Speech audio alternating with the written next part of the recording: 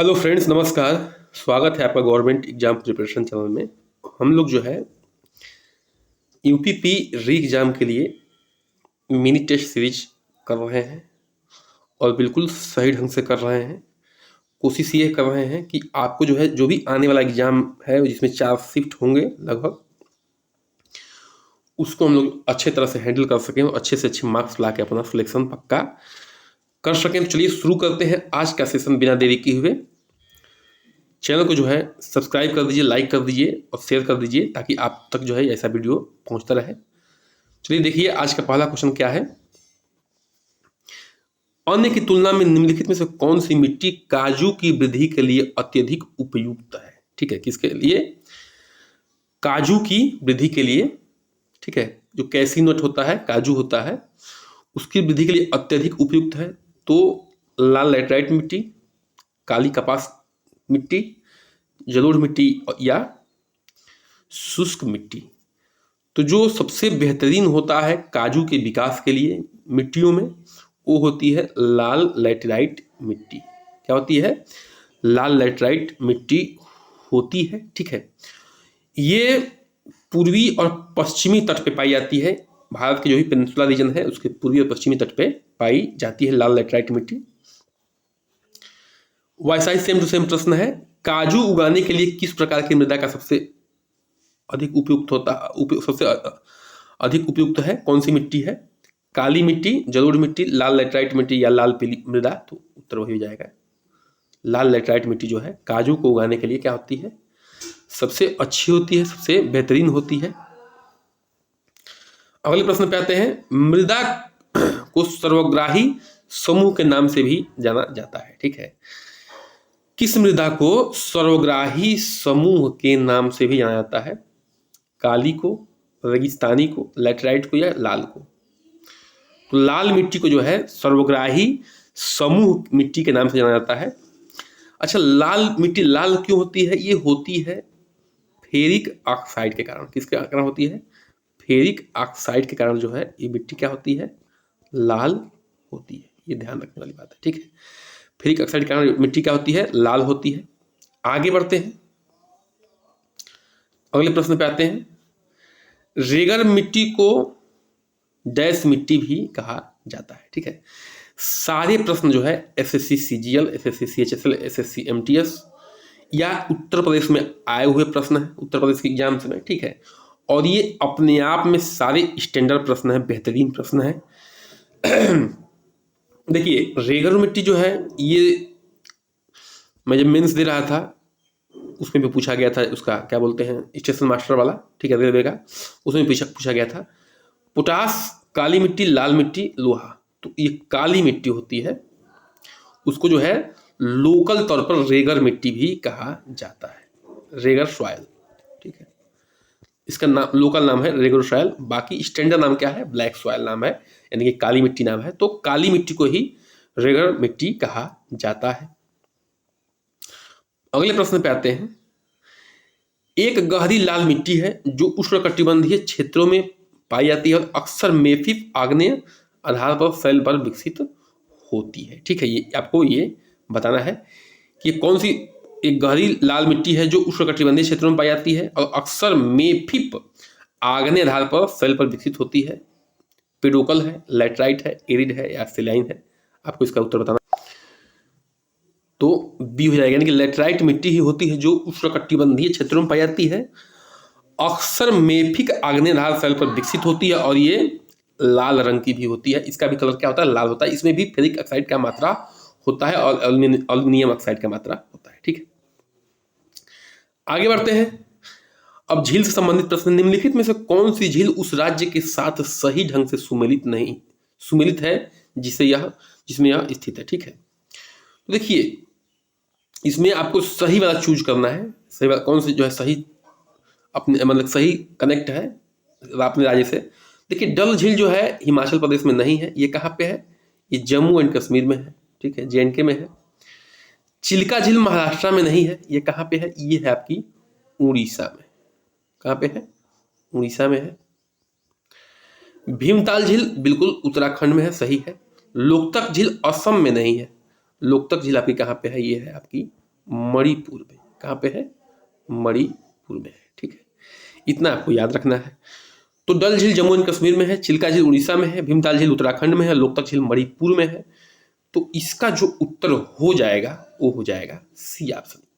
यही C option ही ऐसी उसमें झील का जो नाम है वो अपने राज्य से क्या है, सही संबंधित है, सही कनेक्टेड है। आशा समझ में आया होगा। आगे बढ़ते हैं। विश्व का एकमात्र तैरता डाकघर किस झील पर स्थित है?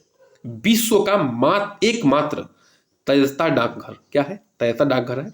वो किस झील पर स्थित है? भूलर झील पर, लोकतक झील पर, डल झील पर या चिल्का झील पर? तो यह उत्तर हो जाएगा डी, यानी कि तैरता डाकघर जो है सिर्फ और सिर्फ डल झील पर स्थित है। बहुत ही इंपॉर्टेंट प्रश्न है, आपको इसको जानना जरूरी है। सांभर साल्ट लेक निम्न में से किस राज्य में स्थित है? ध्यान रखिएगा, यह ऐसा लेक है जो समुद्र से संबंधित नहीं है, फिर भी क्या है, यह साल्ट से भरा हुआ लेक है। ठीक है, लेकिन यह किस राज्य में है आपको यह बताना है। आंध्र प्रदेश में है, गुजरात में है, पंजाब में है, राजस्थान में है।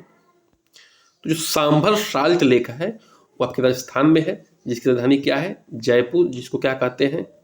पिंक सिटी भी कहते हैं। ठीक है, पिंक सिटी। आगे बढ़ते हैं।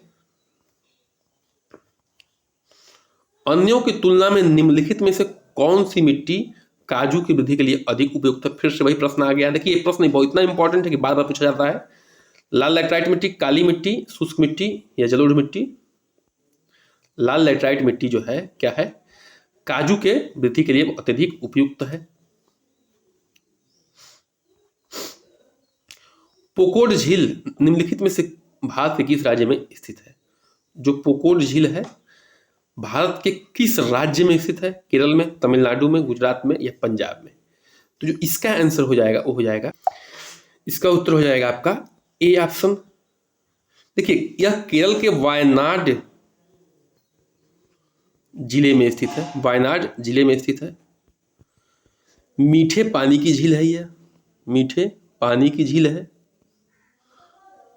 और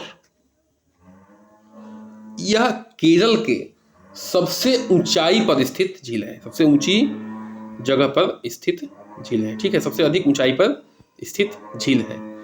आगे बढ़ते हैं।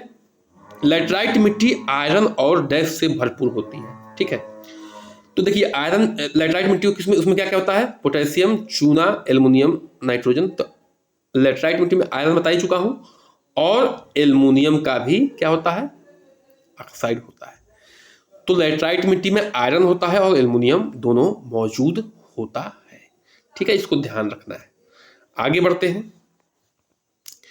दक्कन के पठार के पूर्वी और दक्षिणी भाग में कम वर्षा वाले क्षेत्रों में क्रिस्टलीय आग्नेय चट्टान पर विकसित होती है। ठीक है, जो दक्कन का पठार है उसके पूर्वी, जो दक्कन के पठार है, ठीक है, उसके पूर्वी और दक्षिणी हिस्से पर कौन सा कम वर्षा वाले क्षेत्रों में क्रिस्टलीय आग्नेय चट्टानों पर क्या विकसित होता है? काली मिट्टी होती है, जलोढ़ मिट्टी, लाल मिट्टी, शुष्क मिट्टी।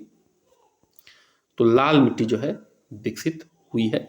ठीक है, जो दक्कन का पठार है उसके पूर्वी और दक्षिणी सीमावर्ती क्षेत्रों पर।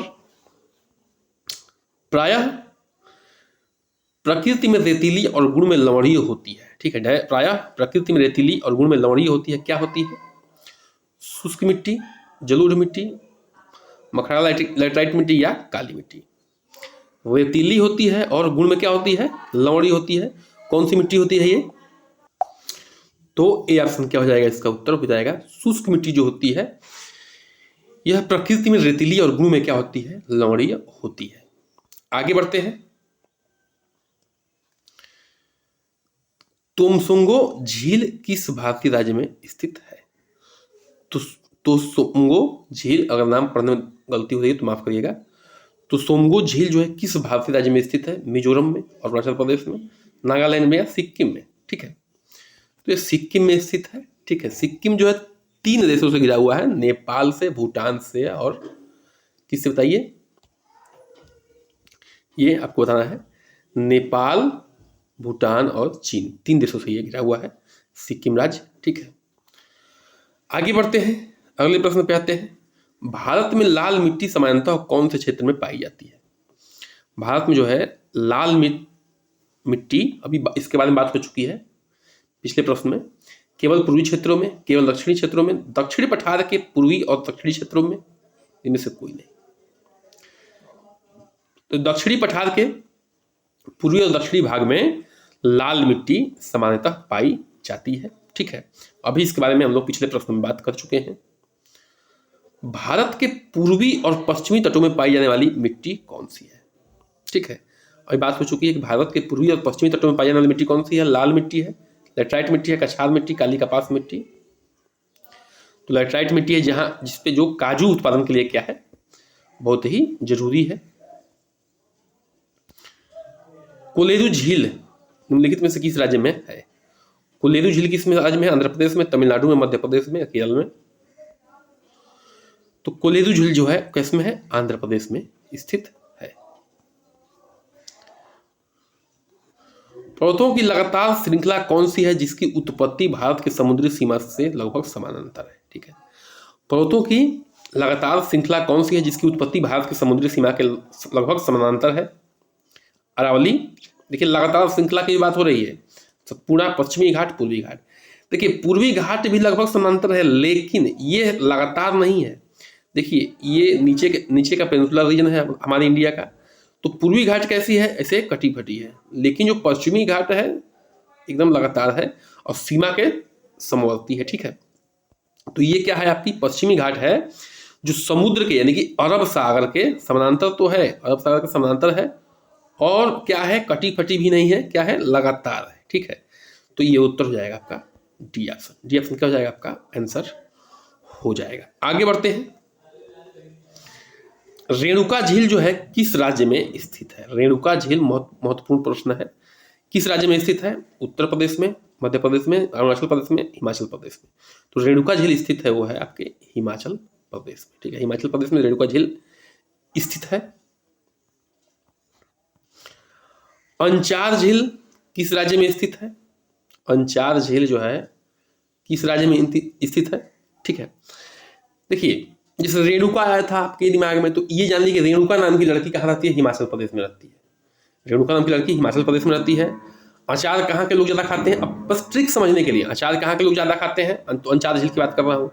तो अंचार झील जम्मू कश्मीर के लोग ज़्यादा खाते हैं। तो मेघालय, बिहार, असम है तो उत्तर जाएगा सी, यानी कि जम्मू कश्मीर के लोग जो है अचार ज़्यादा खाते हैं। ठीक है, वहाँ सब्जी वगैरह ये सब की व्यवस्था कम है। ऐसे याद करने की तरीका मैं बता रहा हूँ, तो इस तरह से आप लोग इसको याद कर सकते हैं। ठीक है, सूर्यधार झील निम्नलिखित में से किस राज्य में स्थित है? ठीक है, सूर्यधार झील निम्न में से किस राज्य में स्थित है? मेघालय, उत्तराखंड, हिमाचल प्रदेश, अरुणाचल प्रदेश। तो इसका उत्तर हो जाएगा आपका बी ऑप्शन, कि उत्तराखंड में जो है सूर्यधार झील स्थित है। ठीक है, आज का सेशन हमारा यहीं समाप्त होता है। कृपया करके निवेदन है कि चैनल को क्या कर दीजिए, सब्सक्राइब कर दीजिए। वीडियो अच्छी लगी हो तो लाइक कर दीजिए, शेयर कर दीजिए, कमेंट कर दीजिए। बन रहिए हमारे साथ। नमस्कार, जय हिंद।